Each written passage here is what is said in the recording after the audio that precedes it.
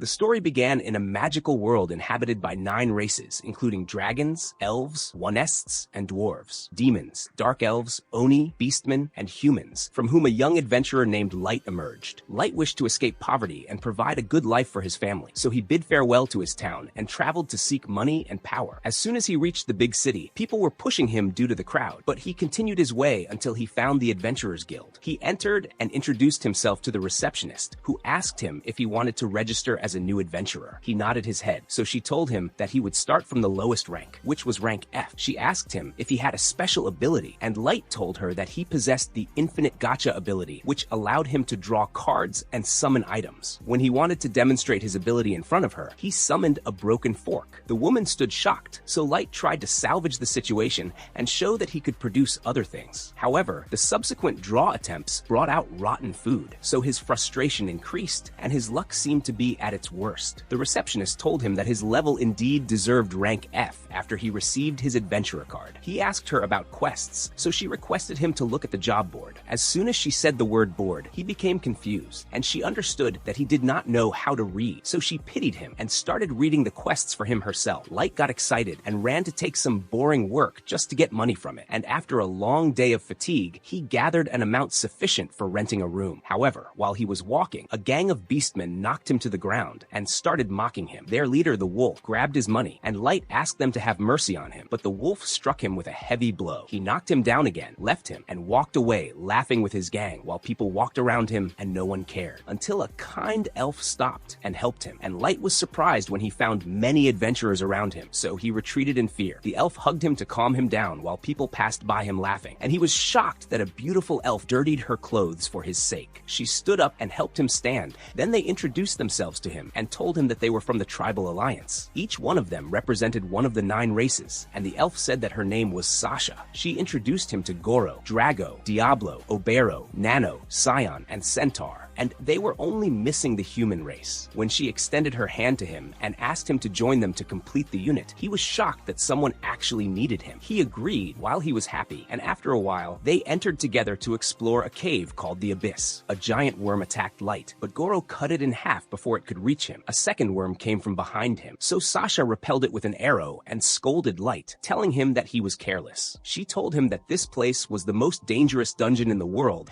and he could die easily. Then she sat treating his wounds while the others started mocking her and saying she treated him like her son, so Sasha blushed. She started saying that she was only protecting a member of the group, but her words were not convincing. Drago entered to fix the atmosphere and encouraged Light, saying that he made excellent tea for the team. With his sweet words, they went deeper, and when they stopped at the end of the path, Light thought they would rest and started preparing the tea. However, Drago told them that they did not need the tea because they were kicking him out of the team. Light froze and thought he was joking, but Drago repeated the words coldly, while Goro, Sasha, and the others told him that he was a burden to them, stupid, and did not fit with them. Even the demons were happy that they would get rid of him, so Light asked them about the reason for their cruelty, and they told him that they were pretending to be kind to trick him. They wanted to exploit him, and he wondered why they wanted him in the first place, so they told him it was because of his ability. They thought it was strong, but it turned out to be silly and useless, so Sasha looked at him with disgust. The others laughed at him, and Goro said that he was a failure from the beginning, and no one would ever need him. When Light was shocked and his face turned pale, Drago decided to finish him off and told Goro to end the matter here. Light understood that he was in real danger, especially since they wanted to kill him so he would not become strong and return to take revenge. Goro took his claws and wounded Light's cheek, causing blood to flow, while the others stood watching him coldly, so Light ran screaming. Goro said that the monsters of the abyss would eat him, but Sasha shot an arrow into his leg so he could not escape. Light fell from the pain after the blow, and Goro stood above him, enjoying his torment. He approached him and started kicking and punching him, knocking him to the ground repeatedly as if he were a broken toy. Sasha stopped him and told him to wake up because they had to make Light's disappearance look like an accident, not a crime. Goro raised his claws to deal the final blow while Light was crawling on the ground trying to survive in any way. Goro was happy seeing him struggle like that while he was already dying, but suddenly Light's hand touched a teleportation trap. Drago yelled at Goro and told him to finish him off before the trap activated, but the trap beat ate them and transported him away to a dungeon hall before the monsters could catch him. Light woke up in another place, badly injured and able to stand. He was convinced that the first monster passing by him would eat him immediately, and the biting cold made him remember his family's embrace. He started crying and remembered how kind the Concord were when he first met them, and suddenly their hearts turned to stone when they cornered him to kill him, and the confusion inside him turned into anger, and he decided that he must take revenge with his own hands. And while he was barely standing, he felt a cold gaze from behind him, so he turned and saw a monster, a level 1 Orthrus, standing watching him, and he was surprised how such a weak monster was here, and understood that the trap had sent him down to the deepest layers of the abyss. The monster approached him, and Light's heart sank, and he started pressing on his ability to draw madly while praying to pull something to save him, and the last point released a huge magic circle, and Light was shocked as the device released a terrifying aura, and an ancient fairy appeared from it, and as soon as she saw him, she knelt and told him that he was her master. Then she stood up and cut the monster like an onion, and its remains scattered on the ground. Then she descended to the ground gracefully and wiped the whole place with a movement of her hand. She walked towards Light and sat before him again and started treating all his wounds with magic, and apologized to him that she healed him without his permission because she could not watch him suffer. Light introduced himself, shocked that he pulled a fairy of this power, and the fairy fell in love with his name and kept praising him in a way that felt like her heart melted. He asked her about her name shyly, so she told him that she was May the Eternal Maid, level 9999, and explained to him that she was one of the rarest and strongest cards in his ability. Light mocked himself and said that his ability only produced junk, but May saw that he deserved much more than that and begged him to accept her loyalty. He finally agreed, and she thanked him with shining eyes. Then she asked him to see his ability, and he agreed, and her eyes glowed as she examined him and discovered that his ability contained hidden and unnatural protection layers, and she explained to him that the reason he was producing junk on the surface was that the mana was low there, but here in the abyss, the mana flooded the place, and his ability charged with multiples of its power, and she taught him the ranking of cards from the highest rank to the lowest, but he still did not understand, so she told him that she thought he descended to the abyss with a tight plan to strengthen his luck in drawing, but he told her the truth that he went down with his group, and everyone betrayed him, beat him, and tortured him, and he started crying while telling the story. He remembered their hurtful words when they were mocking him for being a weak human, even though he just wanted to work and feed his family. May was listening to him while her heart was breaking for what he went through, and he fell on his knee from pain, holding the arrow in his leg with his tears falling, and she told him that she could not imagine the extent of the torture that happened to him, but promised him that she would bring his entire group before him the moment he ordered. He stood up to calm her down and told her that he did not want to use her power for revenge, and that his weakness was what made him reach what happened, and that he wanted to become strong himself and hold them accountable, not her. May was surprised by his words, but she respected his dream and promised him that she would support him to the end. Light smiled, and May smiled with him, and he started using his ability in the abyss, and his ability opened giant magic circles around him, all producing tools and power that had no end, while May stood behind him, proud of him. 3 years passed, and Light built a kingdom, complete in the abyss, full of fairies serving him, and while he was walking in the palace, they all bowed to him and looked at him. With strange looks full of excessive love, May got fed up with them and kept asking if she should finish them off, but he laughed and said that it was just their way of expression. He went out to the city he built, and the merchants all greeted him while May stood behind him, taking notes on every problem they would solve later. Then he asked her about the rest of the fairies. She told him that Aoki was exploring the abyss, and Ellie the researcher was working on developing strengthening spells. Light felt guilty that he made her tire herself and asked May about Nazuna the fighter. May was a little upset that Nazuna was just wandering inside the palace even though her combat power was very high, but Light saw that she was very suitable for this job, walking around the palace with her cheerful personality. Then Light returned to the palace, and there was his final hero, Jack, level 9999. He welcomed him by his first name, and this angered May, and she reminded Jack that he must respect his master. Light laughed and told her that it did not matter to him what he was called,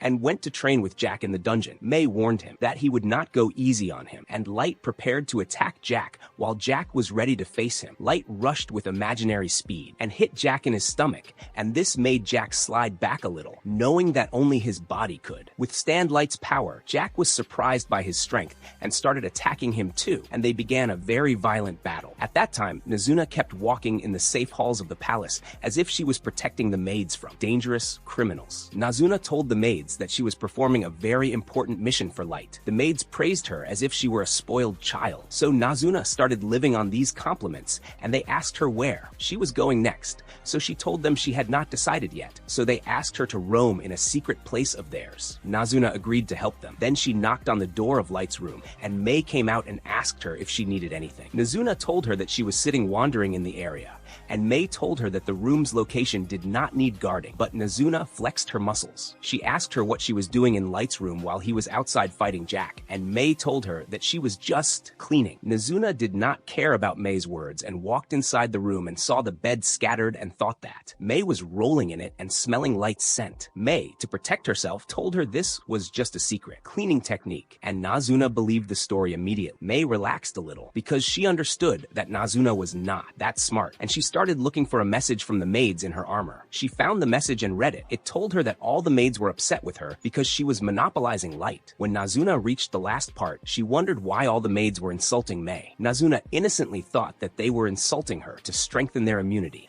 and Mei told her that she would treat the maids herself later. Then she gave Nazuna some money to deliver the message. Nazuna rejoiced and accepted and walked away. After that, Nazuna went to the market and brought some sweets to eat. While she was eating, she saw Aoki sitting on the balcony. When she knew that Aoki finished her exploration, Nazuna warned her that she would not share the food because she was savoring it. Nazuna was surprised and tried to guess that she got involved in the forest and offered to help her clean the obstacles. Aoki got annoyed and said that she already finished and made a map for the whole area. Nazuna was surprised and happy and started hitting her out of joy and annoying her because she did not explain before. After that, she went back to play again and left Aoki tired. Nazuna entered the throne hall in the palace and made sure that no one saw her and climbed onto Light's empty throne. She felt sad that he was not there to see her, and her reckless movements broke a part of the throne. Nazuna returned it quietly before disappearing by teleportation into the dungeon. Light and Jack hit each other for the last time, and Jack told him to stop and rest, and Light agreed. When they entered the hot bath, Jack praised Light that he mastered his power, and Light attributed the credit to Jack's teaching. Jack advised him against arrogance because there might still be someone strong on the surface who could challenge him. Light agreed and promised him that he would not underestimate any opponent while he achieved his revenge. In Mei's office, all the fairies were standing tense waiting for her orders. Mei asked them if they knew why there were problems, and the maids tried to pretend innocence. Mei read the content of the letter out loud. The maids were terrified and headed to the walls. Mei asked them what they meant by the letter, and they said they only wanted to reduce the burden on her. Mei told them that they insulted her 3 times in the end of the letter and kept them silent. She also scolded them because they used Nazuna as a scapegoat, and they all started whispering together. After that, Mei returned to her seat and announced that she rejected the appeal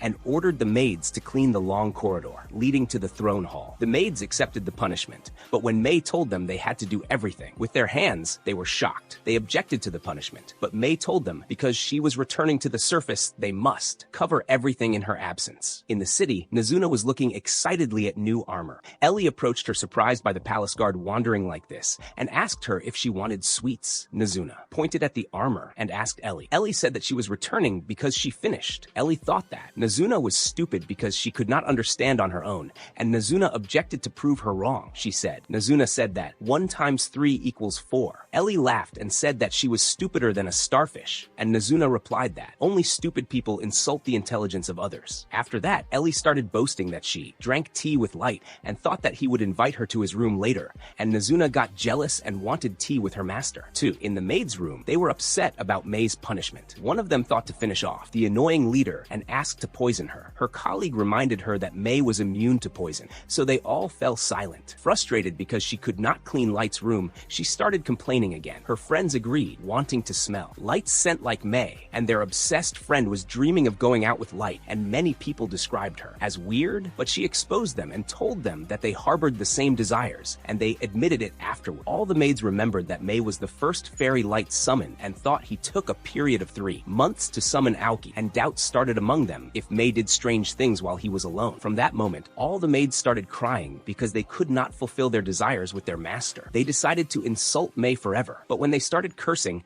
Mei entered the room, controlled them, and silenced them all. The maids asked her why she was not outside performing her mission, and Mei told them she was on her way out when she heard them cursing her. She entered the room and asked them why they were insulting her, and they all were terrified by her power and started one by one swearing their eternal loyalty to her. Mei decided to keep the insults to herself. She silenced them again. Finally, one of the maids admitted that she was jealous of all the extra extra time May spent with Light. May told them that the 3 months she spent with Light alone were only to teach him and train him in combat, and explained to them that she did not do any strange thing with him. She also told them that she returned because she felt the punishment was harsh on them. But after she heard the ungrateful maid's insults, she felt she made the right decision. May doubled the punishment and increased it to include the throne hall as well. The maids begged for mercy, and she reminded them that they had free time to curse her in their room. In the end, the maids accepted their fate. After receiving the punishment, they went quickly to clean the throne hall, still complaining that they did nothing wrong and fearing if they could finish cleaning before. The next day, suddenly, the maid touched the part Nazuna broke, and it shattered and fell before their eyes. At that time, Nazuna was sleeping on her bed to get a peaceful sleep, unaware that she unfortunately sentenced all the maids to eternal purgatory, and she felt sad because she could not see Light. She was wondering why Light did not send her to the surface to clean up the people who hurt him. After venting her feelings, Nazuna closed her eyes and slept. The next day, when Light went out to enter the dungeon, he heard Ellie arguing with Nazuna. When he opened the entrance, Nazuna ran to welcome him, believing her wish from before sleeping came true. Ellie thought it was impossible for him to care about her,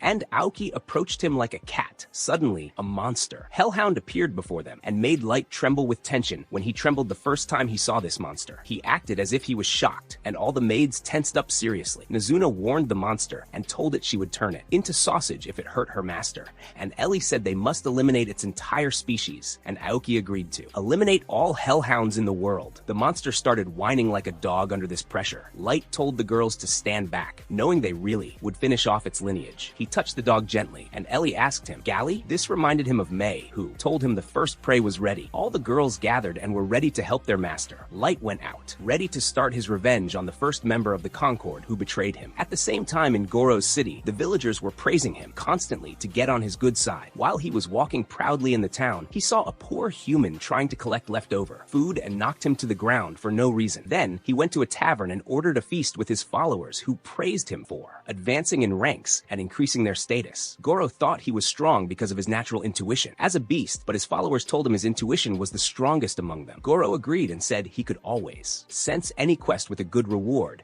and that was why he earned money quickly. The companions asked Goro about the hunting money he took from Light 3 years ago, but he told them it was a secret mission from the Alliance, and he could not talk about it. Goro remembered when he fought Light. He felt the mission was the easiest thing in his life and thought that even if Light survived, there was no chance he would be alive after the dangerous abyss. However, he also remembered that all countries were looking for the maestro and wondered about their importance. Suddenly, Goro's tale moved from a sense of danger, and he decided to not think about very big secrets, and his followers kept ordering drinks without care. May entered upon them suddenly. When she tried to speak to Goro, his followers yelled at her because she spoke to their master without permission. Goro silenced them and asked May what she wanted. May introduced herself as Light's former maid. Goro was shocked when he heard this, and May told him she was looking for her missing master, and explained to him that Light was actually from a noble family, and his family was looking for him. Goro refused to believe that a weak person like Light was from a noble family, but May insisted, and he decided to listen to her. May had tears falling while pretending that her master might have died in the treacherous abyss. In front of everyone present, she offered a bag full of pure gold. That Goro accepted the mission, even though he felt it was a trap because he thought May could not threaten him as a human on the surface. He acted like Light's friend from his party and said he would help him even without money. May thanked Goro for his generous offer. A month later, she guided him a month later to the abyss, and when he finally arrived at the dungeon, May was sweating from the journey. Goro saw her and thought to use her weak body for his benefit at her master's grave when they arrived. At the place of the Concord's betrayal, Goro told May that this was the place where he lost his friend at the hands of the monster. May fell on her knees in despair,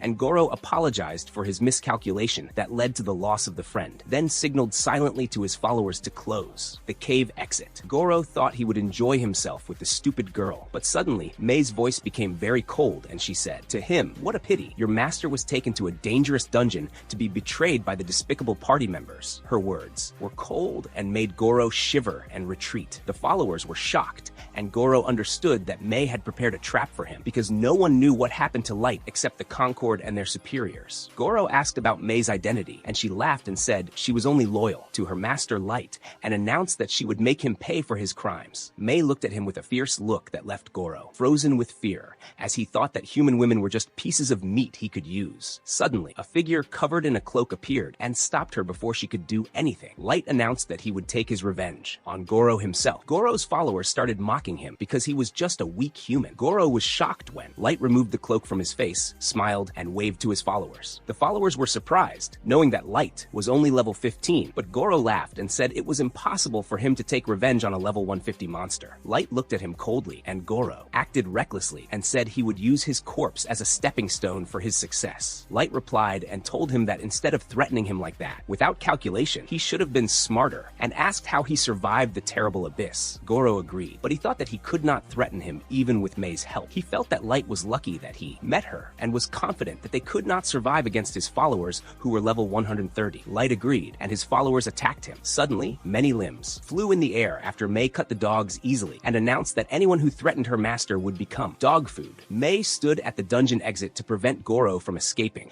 and his remaining followers started to be terrified. Goro told them that Mei used a surprise attack to catch them and showed them that humans could be stronger than their imagination. Light laughed at Goro because he was very delusional. Goro arrogantly refused to accept the truth and said that he would show Light the true power of monsters. Light fell silent and thought about the discrimination humans faced because of their weakness. Goro believed it was natural for other races to be stronger, but Light reminded him that his maid cut down his followers. Goro said that she surely cheated with magic and rushed at Light to silence him, but Light easily knocked them all to the ground with his staff. Goro tried to regain his balance, and Light walked towards him, mocking him because he lost so easily. Goro felt his pride was wounded, so he got up, jumped, and decided to show him his absolute power. He used a magic crystal and summoned a strong level 500 monster, Fenrir, but Light remained calm and unaffected by this monster. When he saw him so calm, Goro thought that Light lost his mind from fear, mocked him, and told him to sit and beg for his life. But Light told him that he would stand in the same spot and let the Fenrir attack him. Furious at this mockery, Goro ordered his monster to attack, and the monster started charging a powerful spell with the sound of a loud roar. The Fenrir fired a magic beam at Light, who remained standing in the same spot. When the battle smoke lifted, Goro felt confident that the monster had finished Light off, but his mouth dropped open when he saw Light emerge intact from the explosion without any harm. Light mocked Goro's Fenrir because it merely raised dust in the air, and all the monsters froze in horror. Goro understood the magnitude of the trouble he was in, and Light told him that this time he would show him the real Fenrir. He took out a rare card and summoned the Fenrir Emperor level 9000, which completely towered over Goro's weak dog. At an order from Light, the new Fenrir blew a cold breath at Goro's Fenrir and froze its entire body. The ice shattered and destroyed the illusory Fenrir and all of Goro's remaining pride. Goro was whining like a small puppy and asked Light if this powerful Fenrir was his trump card, but Light told him that he could defeat him easily by himself. Finally, Light revealed his true level 999, and Goro froze with fear, and his followers whispered that humans normally reached level 100, but Goro thought that Light might be disguised from another race. He pointed out that his body was still a child's body and said any human would have grown up in 3 years. He was wearing the bracelet of youth, which stopped his aging, so he would always remember the pain he suffered 3 years ago. When Goro saw Light's cold eyes, he finally believed that he was the real person from 3 years ago. Knowing that he could not do anything against him with his power, Goro decided to kneel and beg for his life, telling him that he was acting on people's orders for many years and blamed his followers for trying to attack Mei. The followers got angry at him and screamed at him, but Goro ignored them and asked Light for mercy. Light asked him who the maestro was, and Goro said that the Alliance was the one who ordered them to search for them. When Light asked him why they were looking for the maestro, Goro said he did not know the reason. Then Light asked him why they tried to get rid of him after they made sure he was not the maestro. Goro remained silent. His followers said they had information that would save their lives, but Mei cut them all down for their lying. Then Light focused on Goro and asked him one more question, asking him if he could win a war against all races with his power. Before he answered, Light reminded him that Mei could see lies with her, true eyes. Goro was terrified and admitted that even with his great power, he would not be able to defeat all the 9 races, alone because they spent hundreds of years collecting weapons, armor, and magical items. Light nodded his head and agreed that one person would not be able to face the whole world even if he reached level 999. This made Goro confused, and Light said he had many questions he would ask when he reached his base. He used a transport card and took them all away, leaving the ground full of blood. When Goro opened his eyes, he found himself surrounded by all the powerful figures. All the monsters, maids, and soldiers greeted Light as he walked towards his throne. When Light went up the stairs and sat on his throne, he told his servants to stand straight and display their levels. All the servants showed their aura and power. Everyone's levels were in the thousands. Even the lowest soldiers were level 1500, and his main servants reached the maximum limit of 999999. He told Goro that these were all the soldiers he prepared during 3 years, and asked him if this power was enough to defeat all the kingdoms on the surface. Goro tried to keep his sanity and not repeat his question, and the answer came from the absolute horror on the faces of the monsters. Light smiled and told Goro that this despair was his punishment for what he did. Goro was thinking that he could destroy the world with one touch, but realized that Light was the strongest person in the world and felt he was like a boss. Light noticed his expression and asked him if he wanted to be a boss holding a staff. Light told him it was a good idea. In his eyes, the people who tried to harm him were hiding things from him, so he decided to become like a boss if that would bring him the answers he needed. He summoned his gacha gift and said it gave him the power to control the world, and announced that he would judge if the world deserved punishment according to the answers he would find. With his empire ready for battle, he ordered his soldiers to exit the abyss and begin their war march against the 9 races. The next day, the first thing Light did after he arrived to the surface was going to his old town, running while excited to meet his family. But all the people were shocked when they saw the entire village destroyed by an evil group. After this shock, he made a spiritual grave for his deceased family. While he was paying his respects to everyone, he was grateful that he did not find his siblings' bodies, as they might still be alive. Behind them, a knight named Gold told him to hurry because he did not have all day to cry. Nemo got annoyed by Gold's insensitive words about their master. While they were arguing, Light wondered if they loved each other or were just natural enemies. Gold said that exaggerated politeness could seem fake, and no one liked sleeping in fields, but Nemo was ready to spend time with Light anywhere. This wounded Gold's pride, and he said that he was also ready to follow his master to the depths of hell because he pledged complete loyalty. He still did not like sleeping in the open. Light interrupted them and reminded them that they must find out who destroyed his village. Although their military power was sufficient to defeat all 9 races combined,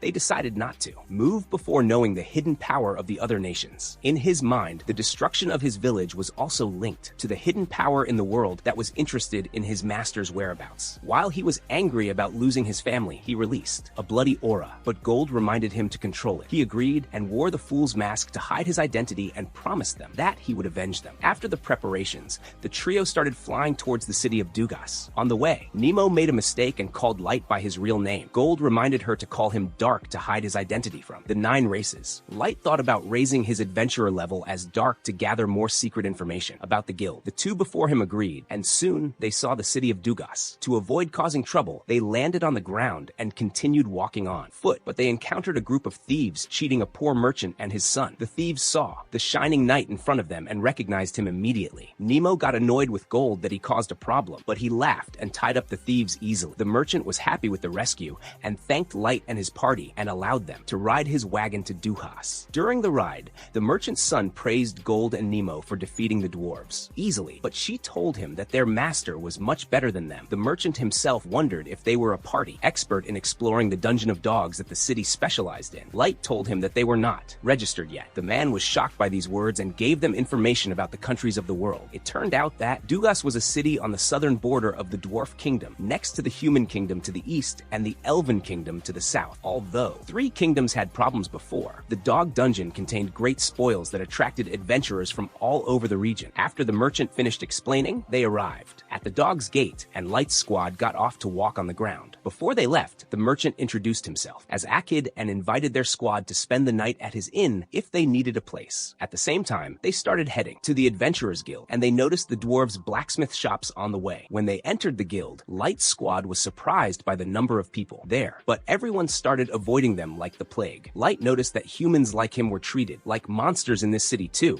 but he decided to register anyway. The guild receptionist started registering him in the lowest rank F, and this upset Nemo very much. She started screaming at the poor employee to give her master an S rank, but the employee reminded her that all people must start from the lowest rank. Fortunately, Light intervened and accepted his rank before Nemo embarrassed herself more. After they finished registration, Nemo started crying because she felt she had tarnished her master's image in front of people. Gold made matters worse by laughing annoyingly, and Light stopped him from bothering her. Then they all went to Akid's inn to take rooms. His son was happy and led them to his father, who asked them if they needed any service. He asked Akid to rent him the entire top floor in the inn so he could have complete privacy even from the staff. He offered him a huge bag of gold, but Akid refused to take money from someone who saved his life. But Light insisted, so Akid accepted the money and agreed to arrange the top floor for him. When Light entered the upper room, he found himself in complete safety and proceeded to cast magic spells to isolate the place from the outside world. While he was stretching on his chair, Nemo asked him if it was really safe for him to go up to the surface and reveal himself. She thought he should stay in the safety fortress underground and let them work on the surface, but Light stopped her. He asked her if she would stop him from taking revenge himself and stood up angrily. When she felt this anger, she understood that she made a big mistake, fell to her knees, and apologized. Light looked at her with eyes cold, and Gold broke the tension in the room with a charming laugh. This laugh eased Light's anger, and he went down to console Nemo, but she still felt that she had erred as a maid, so she decided to renew the pledge of loyalty as an apology. Nemo went down to kiss her master's feet, and Light fell silent, leaving her feeling ashamed of this ritual. Gold started, thinking if Nemo was enjoying this ritual, and this increased the tension more. The next day, the squad started heading to the dog dungeon. Everyone noticed the strange mask on Light's face. Light understood that his disguise was not complete. Unfortunately, they arrived late and could not enter first, so they had to stand in line like peasants. Gold noticed that there were not many elves standing, and Light explained that the elf kingdom was at war with the dwarves over this dungeon, so the tension was high. Nemo praised Light's investigative intelligence, but he asked her if it was appropriate for her to stick her chest to his back like that, while saying she must protect him. A suspicious group of adventurers entered the line in front of them. Light saw the three disguised ones and deduced that two of them were just weaklings, but the leader, the big one, was a real danger. Some other adventurers thought to alert them for cutting the line. Light stood in front of them and asked them to return to the line polite. The elf leader got annoyed and asked Light if he knew who he was talking to. Light told him he didn't know them at all because they were hiding their faces under hoods,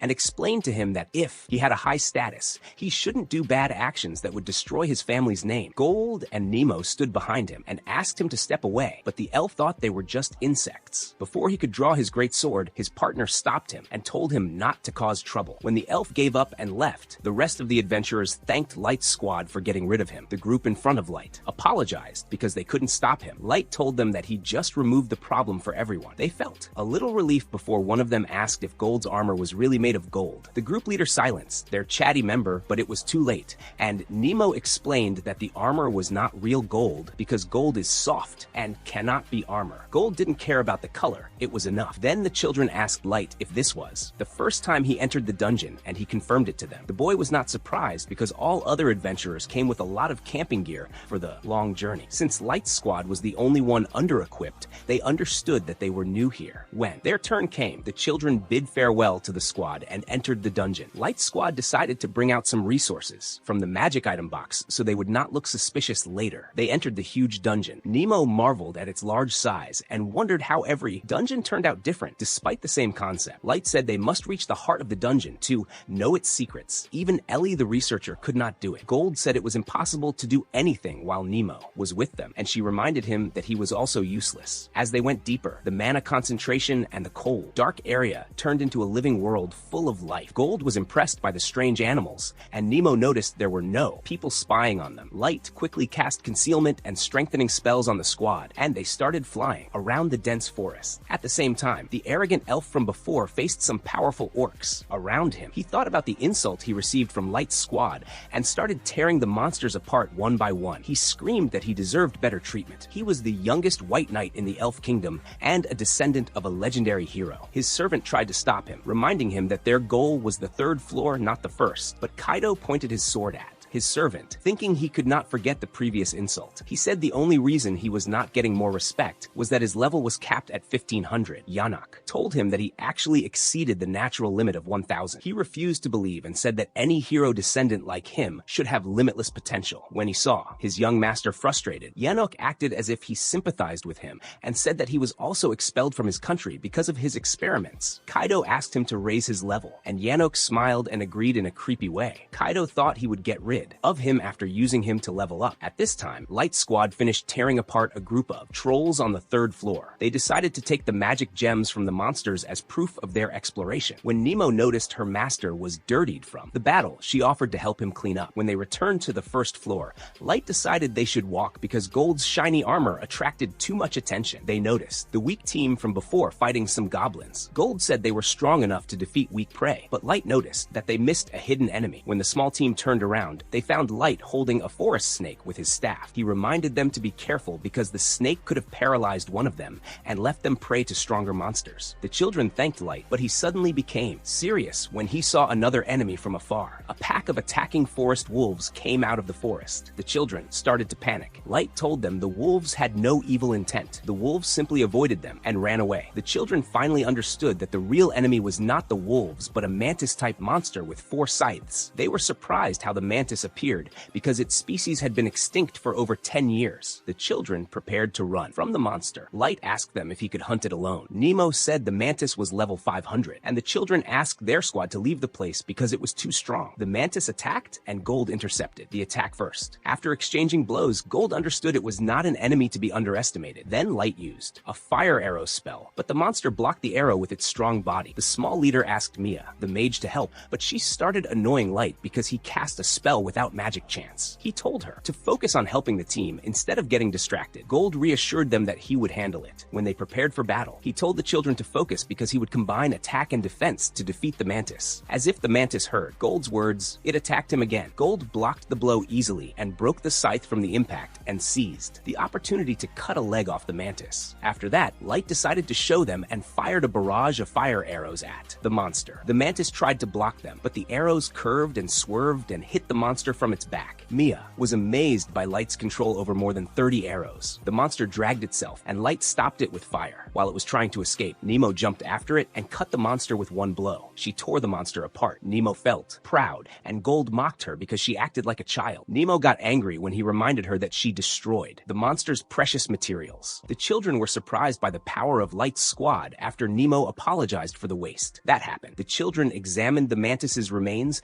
and found the monster's gem intact. Gold praised their luck, happy that Nemo's crazy blow did not break the precious material. Light saw the gem and thought it was sufficient proof to present to the guild and increase the rank. The children asked Light if they were a rank promotion squad, but Light told them that they were in rank F, and this caused an existential crisis for the whole squad. Mia then used her magic and created a bubble of huge water to help Light's squad clean up. Gold told her that his armor shined just as it was. Light went down to wash his dirty hand and asked the children to wash with him. The children were grateful for their gift. Small. The children told him no, this was not a big deal because he literally saved their lives. And after that, they offered Light to stay with them for the night because it was getting dark, and Light did not want to be a burden on them. But their leader revealed that his sister Mia was very excited to learn his crazy magic techniques. So when he saw her excited look, Light agreed to sit with them around the fire to eat dinner. And Light told Mia that his parents were genius wizards. He told her that she also had great talent in magic,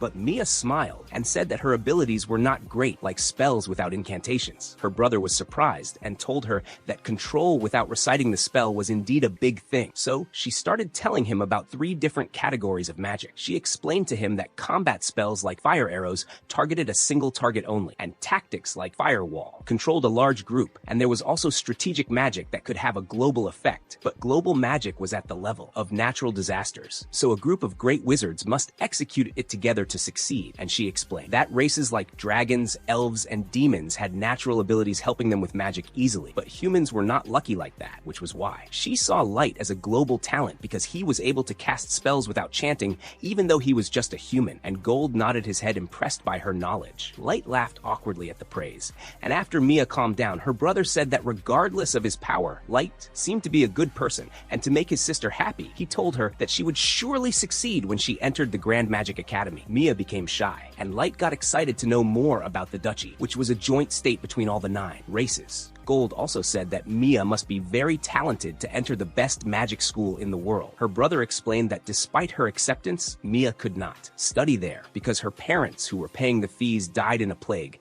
so the two had to rely on themselves and form an adventure party with Gemra and Rudy to collect money. But he had hope that with enough money he could send her there and fulfill her dreams. Mia felt she was a burden and told her party to take things easy instead of focusing on her too much. Light, seeing the brother and sister taking care of each each other, remembered his little sister, and told the children to continue their work because he was confident they would go far with their talent. He also praised Mia's abilities while she thought that he just liked to flatter her, but he assured her that he was serious, and his words increased her self-confidence a little. After that, the party leader asked Light why he chose to be an adventurer, and Light started telling about what happened to his family. Nemo said that the fire that killed his family caused him burns, which was why he wandered with them to get treatment. Gold explained that he and Nemo received help from Light's family, and that was why they helped him pay off his debts. When the sad story ended, the fun atmosphere of the party changed suddenly. Gemra curiously asked if Nemo and Gold were married, but Nemo denied it immediately and said it was impossible to love a narcissist like Gold. Gold stood up and said that he also did not love her because of her childish behavior. Gemra felt he had a chance and proposed to Nemo, but she told him her heart was with Light. Gold said that it would be the biggest loss if they tarnished their master's image, and they continued to argue all night. In another place, Kaido killed a monster and Yanak praised him, but Kaido got upset and said his legendary sword Grandiose was made to kill heroes, not to cut weeds. The Dark Elf reminded him that he needed samples of these monsters for his research on breaking the level limit. When they collected the monster samples, Yanak thought to start collecting samples from humans after that. Weeks later, Light returned to the Adventurers Guild with many treasures from the dungeon, and the receptionist praised Light for the materials. Precious. And Nemo told him that he deserved rank S deservedly. Light headed to the excited Nemo and asked the receptionist to prepare the payment for the materials. The receptionist told him to drink tea while he waited. While they were returning, his servants noticed the big change in the guild's treatment. Everyone in the street was whispering about them, knowing they defeated the terrifying Mantis. Light was happy with the fame he gained, and a group of adventurers came in front of the dungeon and asked him if he was from Black Melee. The name confused Light, so the adventurers explained to them that the townspeople named their party that. Nemo stood in front of them immediately, thinking they had hidden intentions, but the adventurers assured them that there was no evil intent and introduced themselves as Soflin and Gilbert. Soflin wanted to know how Light reached this depth in the dungeon and defeated the Mantis, but Gilbert doubted and said the news was not true. This upset Nemo, and she hissed and put her dagger to his neck. Soflin tried to calm her and explain to them that they were just encouraging them. Light was surprised and explained that humans regained hope when they saw a strong party of their own. Then Suflin's party called him to join them, so he went to stand in line with them. The adventurers from other races got annoyed, thinking that humans were just dreamers. When Nemo noticed their negative look, Gold told them he would silence them with results. When Light's party's turn came, they entered the dungeon, and Light decided to go immediately to the 5th floor, but they saw Mia's party flying, so they decided to go down to see them happily. Upon seeing them, Mia's brother pushed her forward and told her she had something to show Light, and she was hesitant. She handed him a strange cream and said she made it for his burn wounds, adding that it would not remove the scars, but would alleviate the pain. Light thought for a moment, and Mia thought he did not want her gift, but he accepted it with a smile and decided to return the favor. Light summoned a card from the gacha that turned into a beautiful bracelet. He presented it to her, and she hesitated before putting it on her wrist. After encouragement, she wore it and was happy with its beauty, saying she would keep his gift for a lifetime. She thanked Light with a smile before her party left. At night, Nemo asked Light if it was good that he gave Mia the bracelet of wishes. Gold said the bracelet could grant a person's wish if they really wanted it. He saw that Light did the right thing by returning the favor, and Nemo understood that not everything was about money. When Light's squad reached the snow-covered 5th floor, they noticed there were few people. Gold said that the quiet floor was suitable for hiding their presence, but Nemo mentioned that his shiny armor did not help. Light told them they must hunt yetis, and after he left them to work, he returned home by teleportation. When he returned, the 4 loyal servants welcomed him in the palace. May took him to drink tea and asked him about his adventures. He told her things were fine and asked about the maid's preparations for the final war. Ellie said to him that they were close to finishing. Light wondered if he needed to return home at all and told the girls to use any resources and continue their work. Nazuna asked him what her special mission was, and Light told her to watch the castle until her time came. Nazuna was waiting her turn to help and told Ellie to finish quickly as completion neared. Light drank tea while waiting to take a walk. At the same time, Suflin's party rested on the 3rd floor of the dungeon. Suflin asked Gilbert his opinion on the rumors about Light. Gilbert said it was impossible for him to be that strong, but Suflin reminded him that they had Mia as a witness, and Light could be a hero reincarnation. Strong. The idea of a human hero returning and leading his race to victory gave them hope. After that, Suflin went to the bathroom in the forest, and when he returned, he called Gilbert only to find his friend's head severed. He saw Kaido standing angry and complaining that. Suflin took a long time. Suflin understood understood that his men died without a fight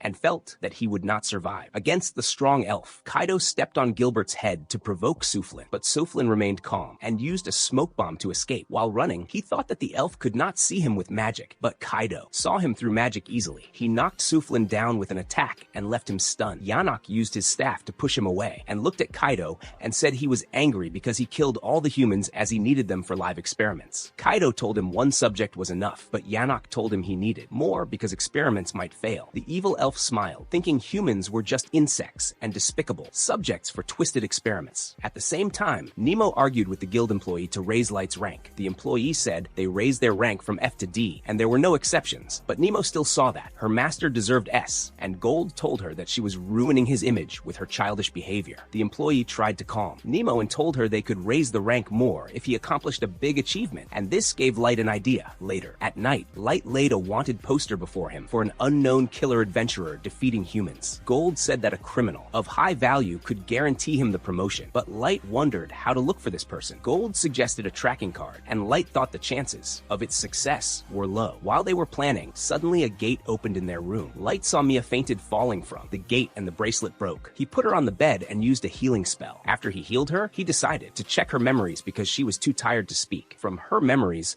Light knew that Mia's party met adventurers who warned them about the killer. The children wondered if humans were targeted by a monster, but the party told them that the killer used many spells, so the person was smart. After advising the children to spread the news to the rest of the humans, the party left the dungeon to avoid being targeted. Mia's party started walking out of the dungeon at night. Mia's brother noticed that everyone was tired from the day of fighting, forced to camp in the middle of the dangerous dungeon. Suddenly, a mysterious group appeared, and Yanok asked the children why they were going out. Late, the children recognized the group, so they thought they were not dangerous. They warned them about the mysterious killer. Mia's brother explained to them, and they thanked him for the warning. The children felt safe with the elf. Suddenly, Kaido said that he had to hide his actions, and this shocked the children. The elves complained about the spread of information to the outside world. The children were surprised. Suddenly, Yanok's voice became cold, and Kaido drew his sword and revealed that he was the killer adventurer. The children's blood froze, and they asked Mia to run while they tried to stop the elves. Kaido got angry when Mia's brother attacked him. He wounded him without mercy, and Mia screamed for losing her brother. The two boys, the others tried to stop him, but he cut them down too. Mia felt frozen from shock, but the injured boys got back up and tried to protect her. When she saw her friends running to their death, she screamed for him to stop. Kaido ignored them and continued killing them despite Yanok's warning. After they fell dead, Yanok scolded Kaido for killing them as test subjects. Kaido laughed and said he never intended to show mercy to anyone fighting for their life. Yanok remained annoyed, so Kaido reminded him that he left Mia alive. Then he addressed the girl and told Yanok he could play with her, but Yanok was disgusted by his behavior and left him to have fun with his twisted fantasies. When Kaido came to assault her, she told him to stay away from her. The narcissistic elf thought he was doing her a favor and started mocking her and telling her to thank him. The scared girl surrendered, but suddenly her brother's weak voice screamed. Kaido was surprised and saw Mia's brother survive the fatal blow. His ability to survive caught Yanok's interest, so he told Yanok that he wanted him for research. Kaido was a bit annoyed, but agreed to keep the boy alive. At the same time, Mia's brother tried to convince her to run one last time, and she was, crying seeing him sacrificing himself for her. She stood up and started running, and Yanok told Kaido to catch his target. While annoyed by his orders, Kaido prepared himself to catch her, but Mia's brother tried to attack him. Kaido ignored his weak attack, and Yanok reminded him that he needed both to be alive. Kaido shook his head, thinking it was hard to catch moving targets, but Mia's brother started muttering battle plans, and this made the elf confused. He thought of Gold's advice about using the shield and sword together. He decided to combine offense and defense together. He gathered great confidence and attacked Kaido quickly. The elf was shocked and could not move away quickly. The boy suddenly brought out his shield without any preamble and slammed it into him, and the arrogant elf fell on his backside. He watched Mia's brother, who laughed victoriously. Upset by the blow to his pride, Kaido used his anger and stabbed him with a full blow. The poor boy gasped from the severe pain,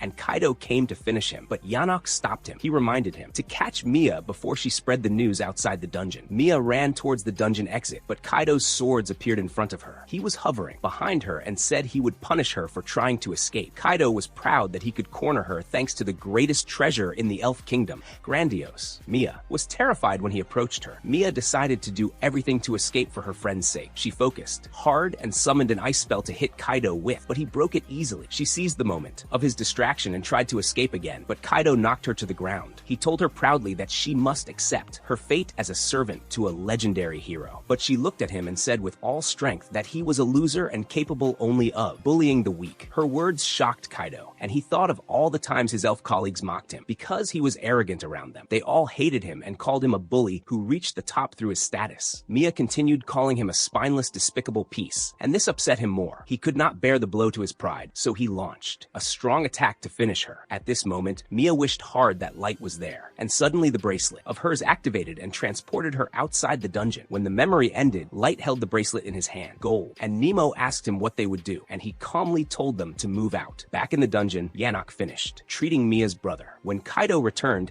Yanok asked him if he caught Mia, but he did not know where she went. Yanok was shocked, finding it impossible to believe that an excellent elf soldier would lose the trail of a child. Kaido told him she disappeared suddenly into thin air. Yanok refused to believe, thinking that humans couldn't possibly have an expensive teleportation item. They realized they were in big trouble. He told Yanok that if the human guild spread the news, the elves might know about him. Kaido got scared too, remembering that he stole Grandiose from the elf kingdom. He thought of the terrible elf knight army, whose leader is level 3000 and his weapon is stronger than his weapon. Feeling he would be destroyed, he started stomping on the ground. Yanok tried to calm him down and told him he could resist the elf army if he succeeded in his research to break the level limit, and this gave him a little hope. Suddenly, Light appeared in front of them and told them, "Your time is up." Kaido thought of Light from when he humbled himself before him outside the dungeon, so he felt cautious. But Light ignored them and closed Gemra and Rudy's eyes gently, while sad for the young souls that were lost. Behind him, Gold told him that Leo was still alive. When he saw the boy in Gold's arms,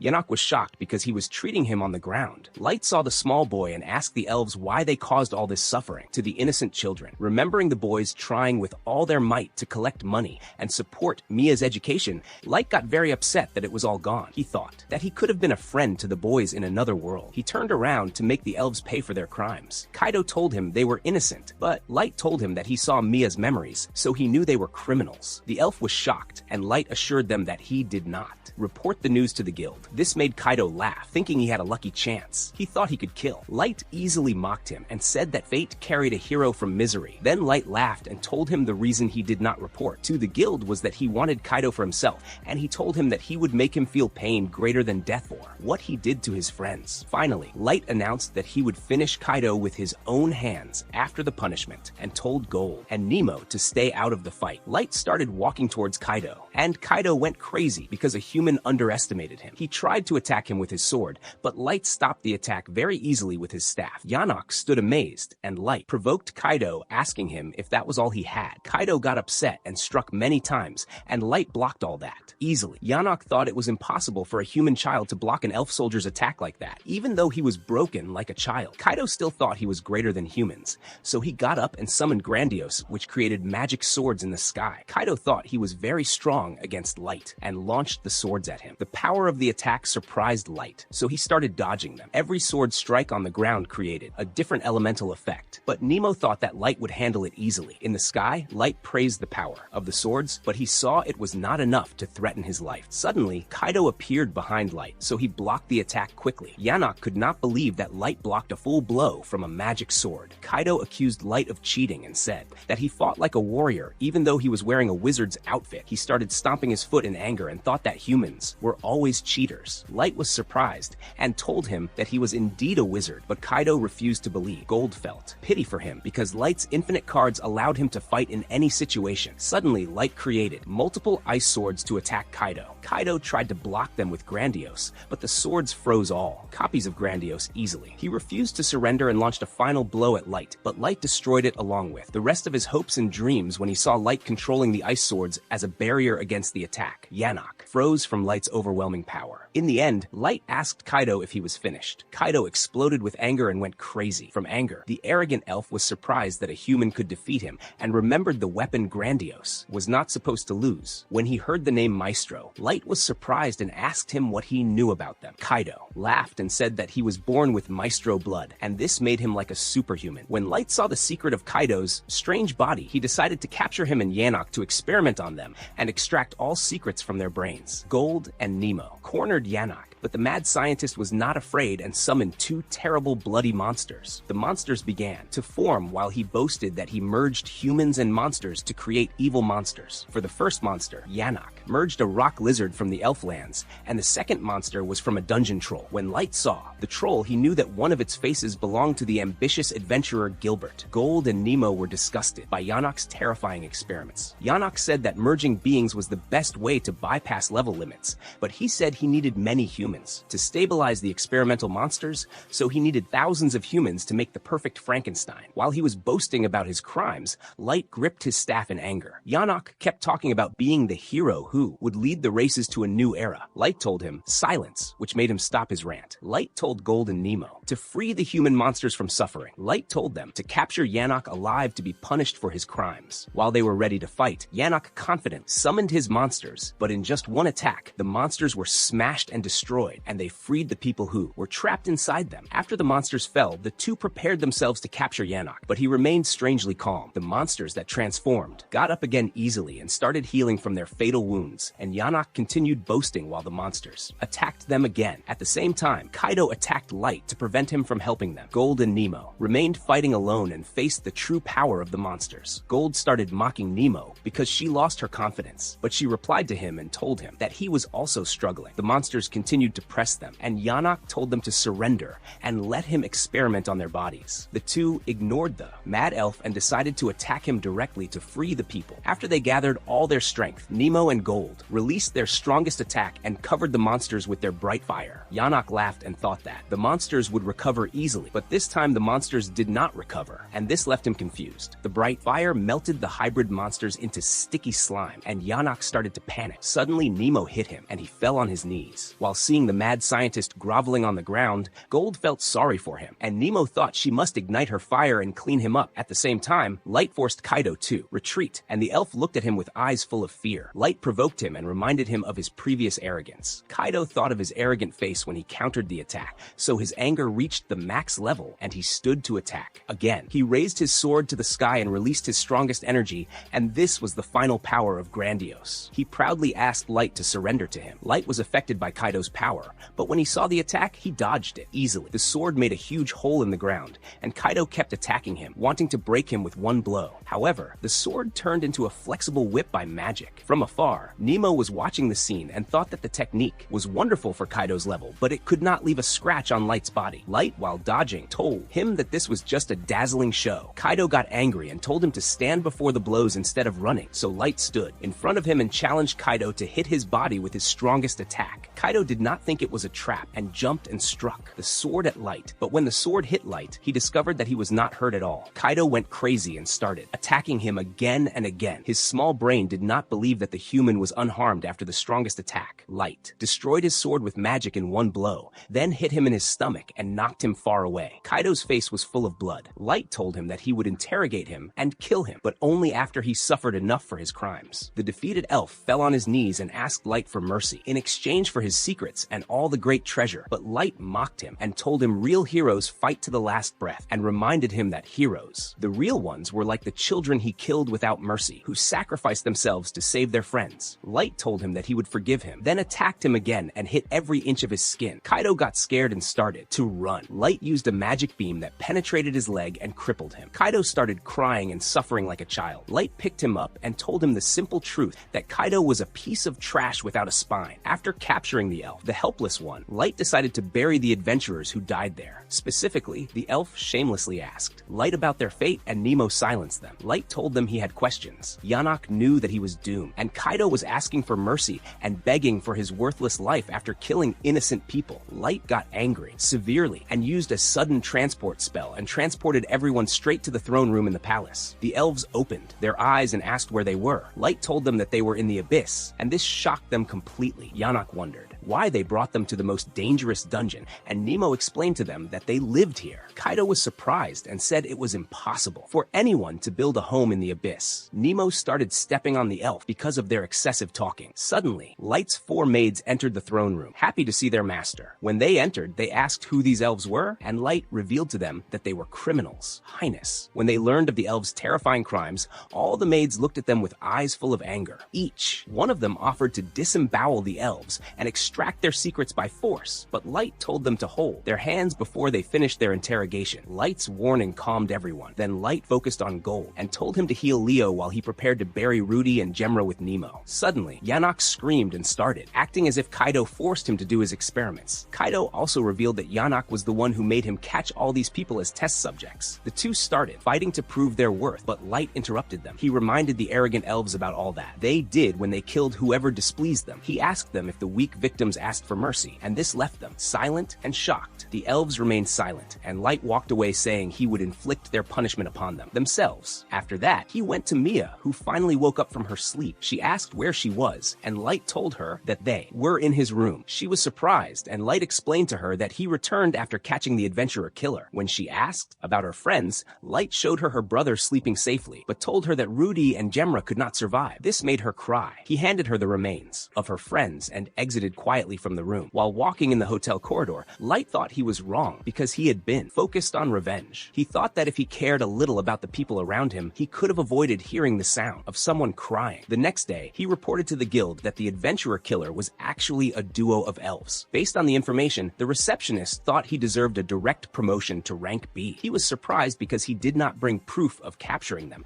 but she said that the information he brought and the two he saved were enough for the promotion. At night, Light spoke with Mia and Leo in the hotel. They told him they were traveling and thanked him for everything he did. Light thought about what they would do next. They told him they would return to their country. He wondered and thought that they could find a new party easily. Mia said she was traumatized by the dungeon experience and thought that her friends Gemra and Rudy were the ones who gave her the courage to start adventures, and she could not continue without them. Leo shook his head, not wanting. He did not want to continue without their friends and intended to return their remains to their country. Light wondered if Mia would go to the magic school. She told him she would study alone, and after she said she would be stronger when they met again, she asked quietly if he would really see her again. Light smiled and reassured her, and she smiled at him too. The next day, Mia and Leo left the hotel. Gold told Light not to worry about them. Nemo nodded and thought that things would be better next time. Light agreed and thought about taking the siblings to the real graves of Rudy and Gemra when he revealed his identity to them. He returned and met Ellie and asked them what they learned from the elves. May handed him papers containing all the information, and Ellie explained that she used forbidden magic to extract the information from their brains. May confirmed to him that she interrogated the elves well and verified all the details. Light looked at the papers, and Ellie explained that the maestros were those who had blood linked to the maestro. Ellie said that this blood allowed them to raise their levels faster than the rest. May said that the maestro could destroy the entire world if left alone. Light was surprised and said it was impossible for one person to destroy the whole world. He wondered if there were more than one maestro in their world, but the girls told him the information from the memory was not clear. It turned out that Kaido heard this from the leader of the White Elf Knights. Light decided the next step was to look for this person, then asked the girls about Kaido and Yanok's condition.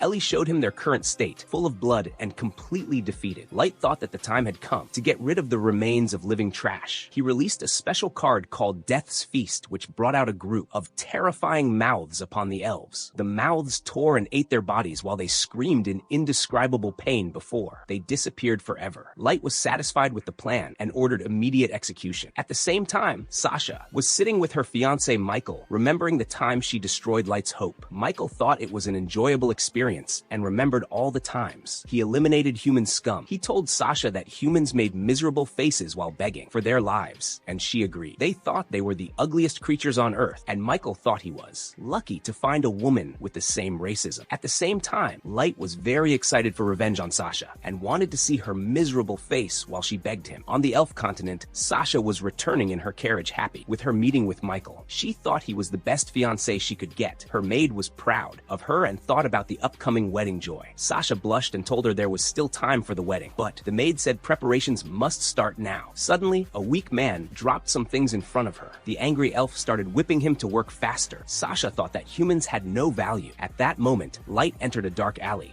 and Sasha recognized him immediately. Surprised, she got out of the carriage and ran towards him, thinking she might be mistaken about his identity. As she walked, she found he had disappeared and still found herself in a dead-end street. She thought it was just her imagination and was relieved that Light was not there. But when she turned, she found a letter from Light asking her to meet him in the giant tower. This news made Sasha scream in fear. The maid ran after her, and Sasha thought she would lose all the rewards she earned from her mission to kill Light. Light watched from the roof and told Ellie to take care of the rest. After taking taking orders, Ellie started imagining how she would destroy Sasha for wounding her dear master. After finishing preparations, they prepared to start the final phase of the revenge plan. In the elf camp, two soldiers named Anya and Kia were playing with spears on a weak-tied man. Nearby, a perverted elf named Sharfat touched his human slave while his companions and the captain watched with dignity. Sharfat told them about Kaido's adventures with Yanok and said that Kaido killed many and was eventually killed by a human, and the High Command now wanted to avenge him. Sharfat did not care because Kaido was a failure, but Musa believed it was their duty to avenge him. While Anya and Kia continued torturing the poor man, Sharfat told them to finish him, but they refused and said they would continue playing with their slave. Later, they criticized him for his perverted actions in front of people, so he got angry, and Musa told them they must end the human suffering because dying by elf hands was a great achievement. Sharfat thought Musa was strict, but confirmed that one must know when to take things seriously. Suddenly, the captain ordered them to be silent and exerted his aura, silencing them all. He ordered Anya and Kia to stop the torture, then told Musa to lighten up a little, then screamed at Sharfat, who finished the human slave immediately. After the man died, the captain ordered Anya and Kia to clean the mess and Musa to prepare for work. At the same time, Sasha's tears fell from horror. Watching a human being killed, Sharfat told her she could rest in her room, and the cowardly girl ran. Quickly, the captain ordered Sharfat to stop playing with humans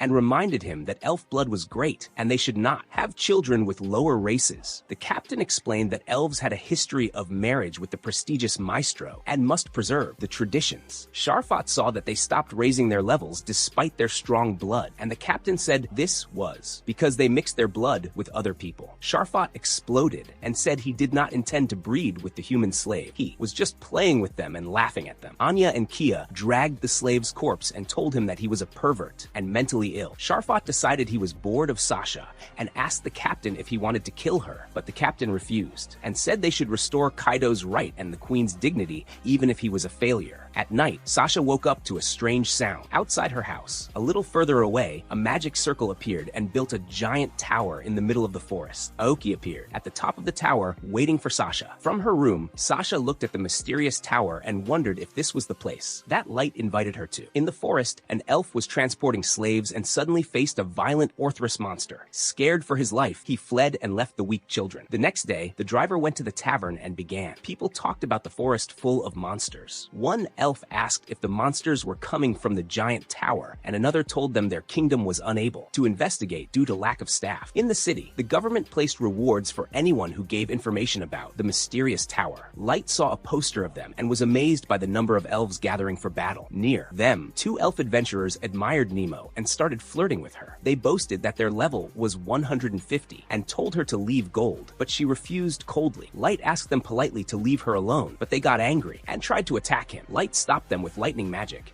and the elves understood that Light's squad was the famous Black Malay. After that, all the elves withdrew from him. Light and his group walked away, and he was sure that rumors would spread quickly about them in the forest. A group of elves were using a tied-up girl as bait to explore the forest. One of them feared the dangers, and the second told them they would use the girl as bait if any monster attacked. The girl got tired and sat down, but her master threatened her with beating, so she got up and walked again. The elf started cursing humans, and suddenly drool fell on his hand. He looked up and found the monster, the big one smashing his head. The monster lifted the dead body easily, and the others froze from fear. After that, the monster killed the others and approached the little girl. The girl thought she would die, but the monster smelled her scent and walked away. Before she could rejoice, some thugs came and thought they would take a treasure like her. The girl thought her life would be harder, but the thugs poured a healing potion on her. The girl wondered why they were helping her. Then the thugs planned to bring her new clothes, food, and a stick to walk with. The leader informed Aoki that they saved someone new while she was sitting atop the tower. Ellie asked her about the mission and asked if it was hard to control all monsters in the forest. Aoki said she was fine. Ellie was surprised and asked if she could handle any infiltrators. She told her she was fine, but Ellie kept worrying. Aoki told her that she was just executing Light's orders. Ellie told her this made her just a puppet. Aoki told her exactly that. Ellie said she was a bit extreme like a pet, and Aoki threatened to kill her if she doubted their master's plan. Ellie was not afraid and asked her if she could really defeat her. Aoki said she would try, and things got serious. Before they started a bloody fight, the thugs called her to the base, and they calmed down in the base. They handed the rescued girl to a man who cared for all the rescued victims. The girl thanked them, and they told her to take care of herself. Ellie was finally convinced that she could trust her to manage the forest alone. At night, Sasha thought about how to visit Light because all the monsters were very very strong, and she knew that the White Knights would investigate soon in the dangerous area. She thought she would be exposed if she failed to kill Light. She had no choice. She decided to go and finish him no matter what. The next day, the royal family and the nobles of elves held a meeting about the tower. The elf advisor suggested sending the White Knights to investigate, but Captain Hardy refused and said they did not need to use strong soldiers for a small mystery. The rest of the nobles were silent. The queen was the only one able to resolve the conflict. Finally, the queen said that Hardy's plan was correct and increased the rewards for any adventurers wanting to explore the forest. After the ruling, the rest of the nobles left, and the advisor was angry because he did not achieve his wish. After that, Hardy thanked his mother, the queen, and she told him she would not risk her dear son. Hardy thought the advisor was annoying him with politics, and the queen laughed, but he told her it was not a joke. He thought the advisor wanted to abolish the monarchy, but she said it was impossible with him by her side. The queen stood up and told him that the giant tower was a bigger problem than the advisor, saying it could destroy their whole country. The queen told him that with the rest of the races, they could gather their power to defeat him, but she also said that the birth of a Dark Lord would create a new human hero, and this could cause them big problems. The queen was very upset because she could not wipe out all humans to avoid this danger, but Hardy thought and told her that if they did that, they themselves would become the villains. Then he thought if humans really produced a hero at the maestro level, the elves would have to deal with them either as friends or kill them to preserve themselves. The mention of the maestro made Hardy think of Light, whom people called Maestro a few years ago.